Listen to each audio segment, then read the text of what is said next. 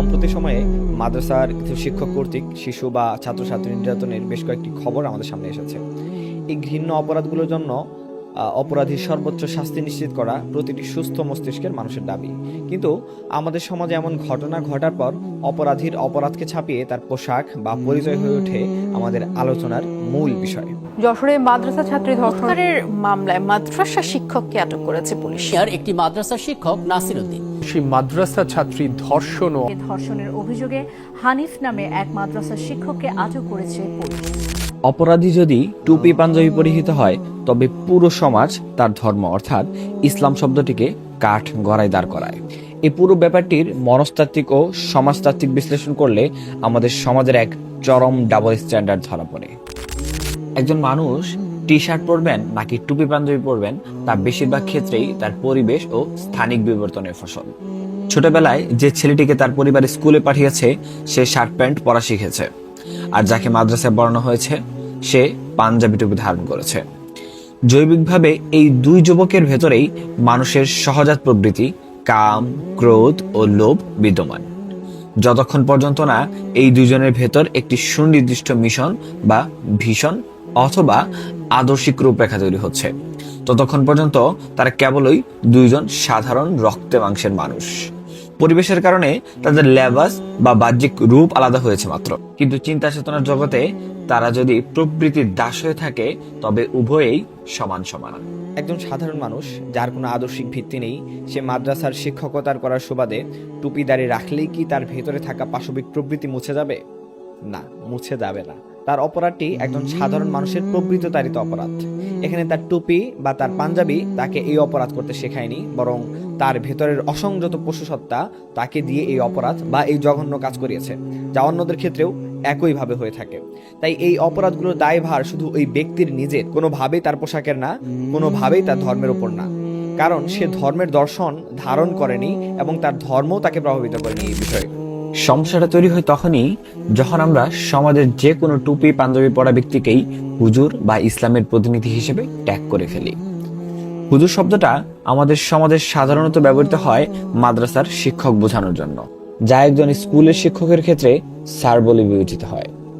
তাই হুজুর দিয়ে আপনি পুরো ইসলামকে বুঝতে পারবেন না, আর হুজুর মানেই ইসলামও না। যারা ইসলামকে একটি পূর্ণাঙ্গ জীবন ব্যবস্থা মনে করেন, একটি আদর্শিক সমাজ ও রাষ্ট্র প্রতিষ্ঠার স্বপ্ন দেখেন এবং সেই লক্ষ্যে নিজের জীবন পরিচালনা করেন, তারাই হলেন প্রকৃত ইসলাম ধারণকারী ব্যক্তিত্ব। এই আদর্শ তাদের ভেতরে এমন এক নৈতিক মানদণ্ড তৈরি করে যা তাদেরকে সাধারণ মানুষের প্রবৃত্তি থেকে অনেক ঊর্ধ্বে নিয়ে যায়। আপনি যদি প্রকৃত সত্যের মুখোমুখি হতে চান তবে সমাজের একেবারে তৃণমূলের কোনো প্রবৃত্তি তাড়িত বিচ্ছিন্ন অপরাধীর দিকে না তাকিয়ে রাষ্ট্রের উচ্চ পর্যায়ের দিকে তাকান। একদিকে রাখুন সেই সব হুজুর বা ইসলামী আদর্শের নেতাদের যারা জীবনে ইসলামকে ধারণ করে, যারা ইসলামকে নিজের ভিশন হিসেবে নেয়, যারা এই আদর্শকে রাষ্ট্র পর্যায়ে প্রতিষ্ঠা করতে চায়, এবং অন্যদিকে রাখুন সমাজের সেই সব শার্ট প্যান্ট এবং টাই পরা এলিট বা তথাকথিত প্রগতিশীল নেতাদের যারা রাষ্ট্রীয় কর্ণধার, যারা রাষ্ট্রের পলিসি মেক করে এবং বড় পর্যায়ের আমলা নেতা। এবার একটু পরিসংখ্যান করুন, কাদের দ্বারা রাষ্ট্রের হাজার হাজার কোটি টাকা পাচার হচ্ছে, কারা ব্যাংক লুট করছে, সিন্ডিকেট করে সাধারণ মানুষের রক্ত চুষে খাচ্ছে কারা, বড় বড় 5 স্টার হোটেলে বা আভিজাত ক্লাবগুলোতে কাদের দ্বারা নারী কেলেঙ্কারির ঘটনা ঘটছে, ক্ষমতার দম্ভে ধর্ষণ, খুন বা গুমের মতো মেগা ক্রাইমগুলোর নেপথ্যেই বা কারা। খুব নিরপেক্ষভাবে বিশ্লেষণ করলে দেখবেন যারা ইসলামকে একটি রাজনৈতিক বা সামাজিক আদর্শ হিসেবে গ্রহণ করেছে, নেতৃত্ব দিচ্ছে, তাদের ব্যক্তিগত চারিত্রিক স্খলন, দুর্নীতি বা নারী কেলেঙ্কারির রেকর্ড এই তথাকথিত শার্ট প্যান্ট পরিহিত এলিটদের তুলনায় প্রায় শূন্যের কোঠায়। কারণ ইসলাম তাদেরকে একটি ভিশন দিয়েছে, তাদেরকে আল্লাহর কাছে জবাবদিহিতার ভয় শিখিয়েছে।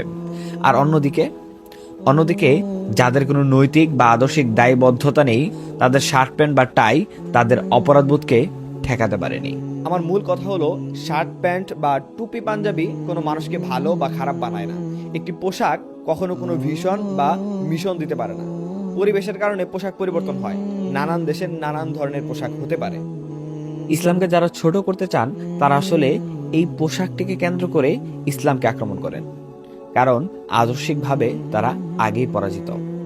যে কোনো অপরাধী সে যে পোশাকেরই হোক না কেন, তার বিচার হতে হবে ব্যক্তি হিসেবে, অপরাধী হিসেবে। কিন্তু একজন সাধারণ মানুষের অপরাধকে পুঁজি করে যারা একটি আদর্শ বা ধর্মকে আক্রমণ করেন, তারা মূলত নিজের হীনমন্যতা বা বুদ্ধিবৃত্তিক দৈন্যতায় প্রকাশ করে থাকে। আমাদের উচিত লেভাসের পেছনে না ছুটে মানুষটিকে চেনা। যে মানুষের ভেতরে কোনো আদর্শ নেই, মহৎ কোনো ভিশন নেই, সে মাদ্রাসায় শিক্ষকতা করুক বা বিশ্ববিদ্যালয়ে, সে অবশ্যই বিপজ্জনক। আর যার বুকে একটি মহৎ আদর্শের বীজ বোনা আছে, সে সমাজের যে স্তরেই থাকুক না কেন, তার দ্বারা সমাজ কখনোই ক্ষতিগ্রস্ত হবে না। তাই পোশাক নিয়ে ট্যাগিং বা নোংরা রাজনীতি বন্ধ করে অপরাধীর মনস্তত্ত্ব ও আদর্শিক শূন্যতা নিয়ে কথা বলুন। একটি সুস্থ সমাজের জন্য একটি সুস্থ আদর্শের চেয়ে জরুরি আর কিছুই হতে পারে না।